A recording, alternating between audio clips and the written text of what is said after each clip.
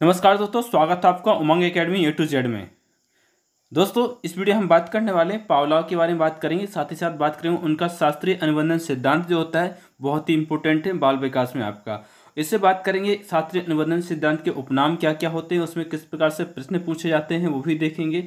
वो किस नाम से इनको जाना जाता है, पावलोव का जो अनुबंधन सिद्धांत है इसको किस किस नाम से जाना जाता है, एक्चुअल में अनुबंधन होता क्या है, विलोपन क्या होता है, और स्वाभाविक जो होता है उद्दीपक क्या होता है, अस्वाभाविक उद्दीपक क्या होता है, भोजन, घंटी और लार इनमें से क्या किस प्रकार से संबंध होता है, क्या उनको किस प्रकार से तुलना की गई हो, और शास्त्रीय अनुबंधन का समर्थन किसने किया है, इन सब के बारे में बात करें। उससे पहले आपसे रिक्वेस्ट है, यदि आपने हमारे चैनल को अभी तक सब्सक्राइब नहीं किया है तो सब्सक्राइब कर लें और उसके साइड में एक बेल आइकन होगा उसको प्रेस कर लें ताकि लेटेस्ट वीडियो की अपडेट आप तक पहुँचती रहे। सबसे पहले बात करें शास्त्रीय अनुबंधन सिद्धांत। तो शास्त्रीय अनुबंधन सिद्धांत जो है इसका पिता किससे कहा जाएगा, पावलोव को कहा जाएगा। क्यों? क्योंकि इन्होंने ही इस सिद्धांत को दिया था। इसको अनुकूलित अनुक्रिया सिद्धांत, इसको क्या कहा जाता है, इस सिद्धांत को जो शास्त्रीय अनुबंधन सिद्धांत है इसको अनुकूलित अनुक्रिया सिद्धांत। अनुकूलित मतलब होता है एक दूसरे के अनुकूल हो जाना, मतलब जैसे वातावरण होता है ना, वातावरण के हम अनुकूल हो जाते हैं, उसी को बोला जाता है अनुकूलित अनुक्रिया। उस वातावरण के हिसाब से क्रिया करना ही अनुकूलित अनुक्रिया कहलाता है।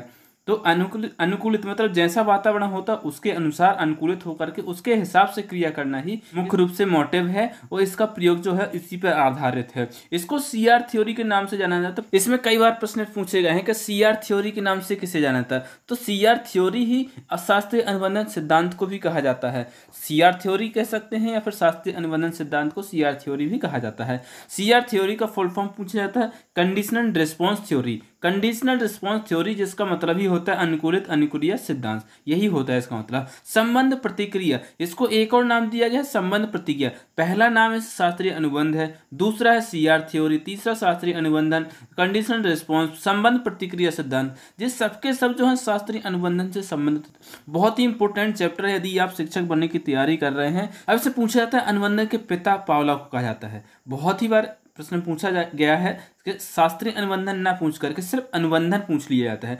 तो अनुबंधन के पिता या फिर शास्त्रीय अनुबंधन के पिता किसे कहा गया है, पावलोव को कहा गया है। वाटसन ने इनको समर्थन दिया। जो वाटसन है, वाटसन ने इनका बड़ा अच्छा समर्थन किया। वाटसन जो है उनका एक पुत्र था अल्बर्ट। अल्बर्ट नाम का एक पुत्र था जो कि कितने माह का, 11 माह का था। उसके ऊपर उन्होंने अध्ययन किया और देखा कि किस प्रकार से उसमें जो अनुबंधन होता है किस प्रकार से बंध बन जाता है। उसके बारे में उन्होंने क्या कहा कि उसका जो पुत्र है अल्बर्ट है 11 माह का, ठीक है, उसको उसने एक खरगोश खिलौने के रूप में दिया। तो वो खरगोश से खेलता था, लेकिन किसी कारणवश एक समय ऐसा आया कि उसको किसी डरावनी ध्वनि की आवाज़ आई।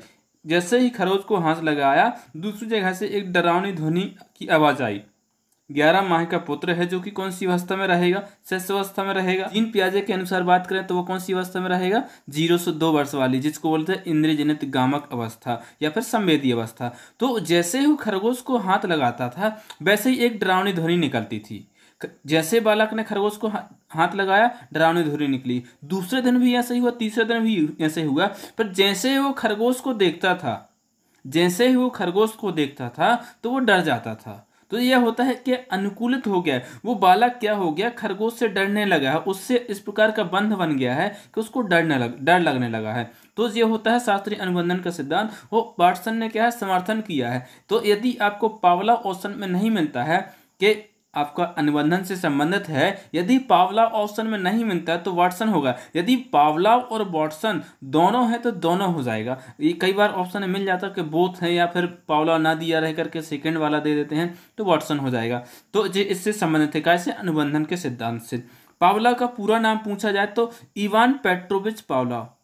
इवान पेट्रोविच पावलोव इनका पूरा नाम है। इनको 1904 में नोबेल पुरस्कार मिला था। 1904 में इनको नोबेल पुरस्कार मिला था। एक थोड़ी सी कोशिश की है मैंने आप लोगों को समझाने के लिए कि पावलोव का जो शास्त्रीय अनुबंधन सिद्धांत है वो किस प्रकार से कार्य करता है। आप एक कुत्ता देख रहे हैं, ये एक कुत्ता है जो कि पावलोव ने प्रयोग किया था। किसके ऊपर किया था, कुत्ते पर किया था। वाटसन ने किस पर किया था, अपने पुत्र पर किया था। प्रयोग कहें या फिर अध्ययन कहें तो इन्होंने अध्ययन का भी किया था, कुत्ते पर किया था। अब बात आती है यहाँ पर कुत्ता ही क्यों किया था, तो हमें नहीं पता उन्होंने कुत्ता क्यों किया, लेकिन कुत्ते पर उन्होंने प्रयोग किया था। तो भूखे कुत्ते पर प्रयोग किया था। ये प्रश्न पूछा गया है कई बार एग्जाम में कि पावलोव ने किसके ऊपर किया था, किसने किया था? तो कुत्ते पर किया था। तो इसको याद कैसे रखना है कि कुत्ते पर किया था?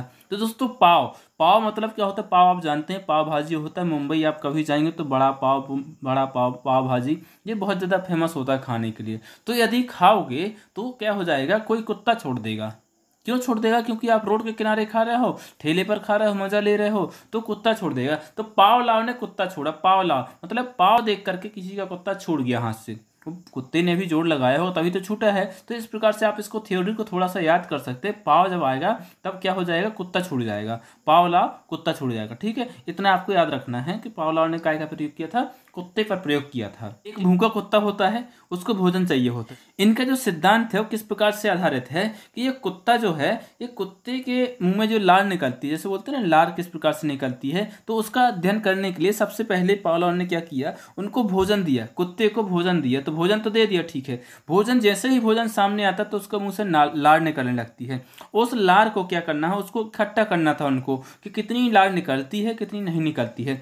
तो एक पैरोटिड ग्रंथि होती है। कौन सी? पैरोटिड ग्रंथि होती है। विशेष ध्यान देना, कई बार एग्जाम में पूछा गया पैरोटिड ग्रंथि होती है, पैरोटिड ग्रंथि होती है। तो उस पैरोटिड ग्रंथि से एक नली लगा करके, पैरोटिड ग्रंथि मुंह में होती है तो उससे नली लगा करके जार में कर दी। ठीक है, तो जैसे ही वो लार निकलती है, जैसे ही भोजन देखता है वैसे उसके मुंह से लार निकलती है, और जैसे ही लार निकलती है तो इसमें आ जाती है, क्या में, इसमें पात्र में आ जाती है।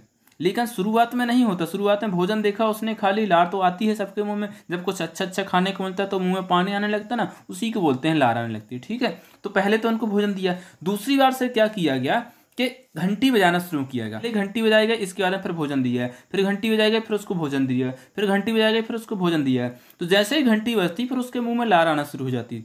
कुछ दिन बाद ऐसा हो गया कि उसको क्या है, घंटी बजाई लेकिन भोजन नहीं दिया, फिर भी उसके मुंह से क्या है, लार निकली और जार में आई। तो ये होता है अनुबंध, कि उसका अनुबंध हो गया है, अनुकूलित हो गया है, वो घंटी के अनुकूलित हो गया है, उसको लगता है कि बस भोजन मिलने वाला है घंटी बजाने से।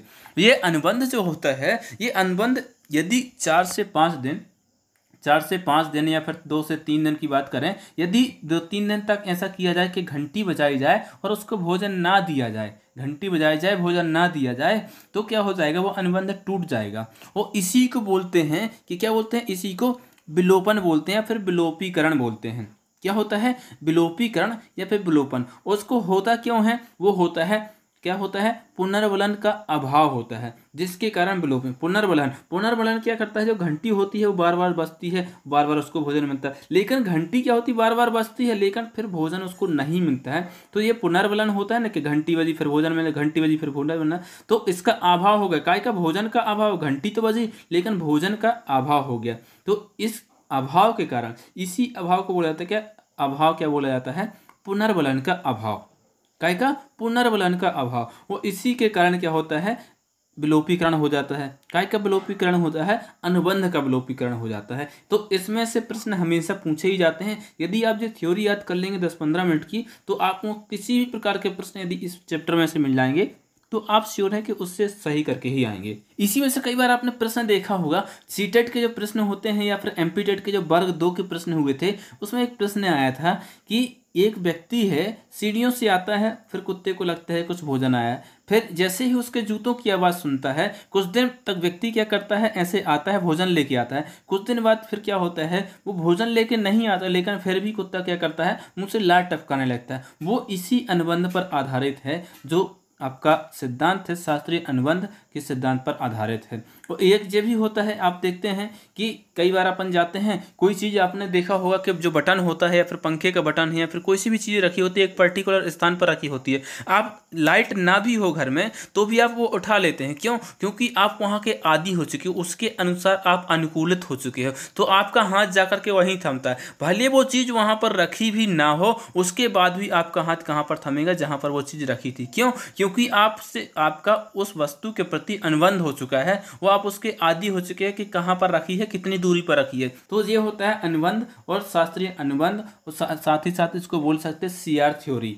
अब कुछ और इम्पोर्टेंट फैक्ट की बात करें कि इसमें प्रश्न किस प्रकार से पूछे जाते हैं। अब एक प्रश्न पूछा जाता है कि भोजन क्या है। जो शास्त्रीय अनुबंध का जो सिद्धांत है उसमें भोजन क्या है, भोजन क्या है? स्वाभाविक उद्दीपक है। भोजन को स्वाभाविक उद्दीपक कहा गया है। स्वाभाविक उद्दीपक मतलब अपने आप, जैसे ही उसको भूख लगती है, भोजन देखता है तो अपने आप लार निकलने लगती है। उसके लिए किसी प्रकार की कोई कंडीशन की आवश्यकता नहीं होती है। वह इसीलिए बोला जाता है इसको क्या? यूसीएस बोला जाता है, अनकंडीशनल स्टिमुलस। क्या होता है? Unconditional stimulus. क्या होता है? Unconditional stimulus. इसका फुल फॉर्म भी पूछा जा सकता है।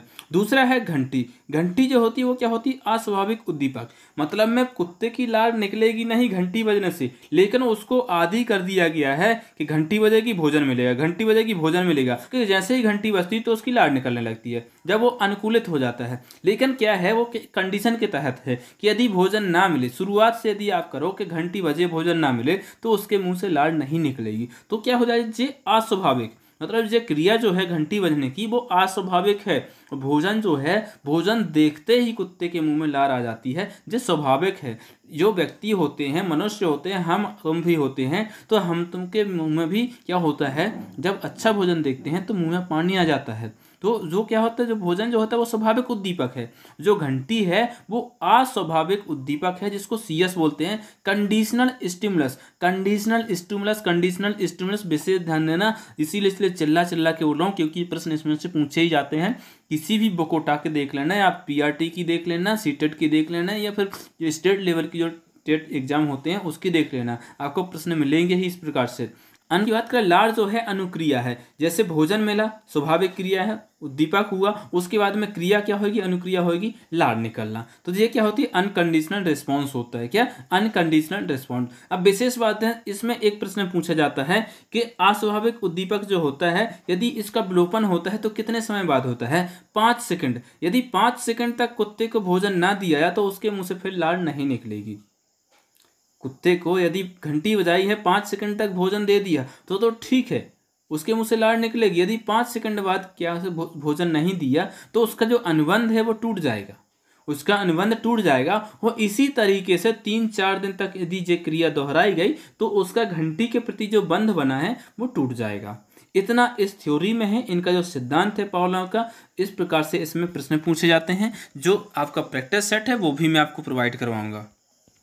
अब बात करें इसके चरण की। इसके चरण कौन कौन से होते हैं? पहला चरण जो होता है इसमें भोजन होता है। भोजन को क्या बोलते हैं? जो भोजन होता है अनकंडीशनल होता है, अनकंडीशनल स्टिमुलस होता है, अनकंडीशनल स्टिमुलस। इसकी पहले मैंने फुल फॉर्म लिखवा दी है, तो वो यदि आपने नहीं देखा तो वीडियो रिपीट कर करके उसका स्क्रीनशॉट लें, अपने रजिस्टर में नोट कर लें। और ये सिद्धांत पे ही प्रश्न पूछा गया है कि इसका सिद्धांत क्या होता है। तो पहला चरण जो होता है यूसीएस। यूसीएस को भोजन बोला जाता है, भोजन के रूप में यूसीएस का प्रयोग किया जाता है, अनकंडीशनल स्टिमुलस। ठीक है, तो यूसीएस होगा तो फिर क्या होता है? यूसीआर मतलब अनकंडीशनल रिस्पॉन्स आएगा, मतलब लार निकलेगी। यूसीएस, यूसीएस प्लस सीएस मतलब भोजन दिखाएंगे, घंटी बजेगी तो भी क्या होगी? लार निकलेगी। लेकिन जब क्या होगा? सीएस, सीएस मतलब घंटी बजेगी, फिर इस क्या होगी? कंडीशनल रिस्पॉन्स मतलब लार निकलेगी। लार तो निकलेगी लेकिन कंडीशनल रिस्पॉन्स होगा। जी क्या होगा? Conditional response. सिर्फ घंटी बजने पर क्या होगा? जो लार निकलेगी वो कंडीशनल रिस्पॉन्स के कारण निकली है।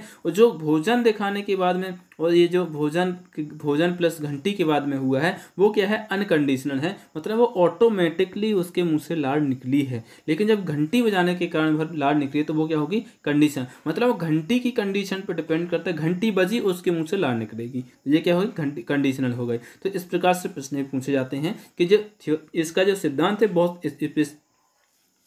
इनके सिद्धांत के जो चरण है वो विशेष ध्यान है। UCS, UCR, UCS plus CS, UCR. जब यूसीएस आए तो यहाँ यूसीआर यूसीआर आएगा दोनों में। लेकिन जब यहाँ पर सीएस आए, यहाँ पर 2 वर्ड है तो यहाँ पर भी 2 वर्ड आएंगे। इतने याद रख लो, इतने में से आपको प्रश्न बन जाएगा। तो इसका जो उत्तर है वो आप सही करके आएंगे। बात करें विलोप या फिर विलोपीकरण। 2-4 दिन तक भोजन ना मिले, केवल घंटी बजाई जाए, तो सिर्फ घंटी बजाई जाए तो बंध टूट जाएगा। ये मैंने पहले ही बता दिया आपको। तो ये होता है विलोपीकरण। तो वीडियो बहुत लंबा हो रहा है, इस कारण इसका जो प्रैक्टिस सेट है मैं अलग से बना करके दूंगा। बहुत अच्छे अच्छे प्रश्न हैं जो प्रश्न अभी तक परीक्षा में पूछे गए हैं, वो प्रश्न मैं आपको दे रहा हूँ, प्रोवाइड करवा रहा हूँ। वीडियो अच्छी लगे हो तो लाइक करें, शेयर करें। किसी प्रकार का सवाल हो तो वो भी कमेंट से कमेंट करें।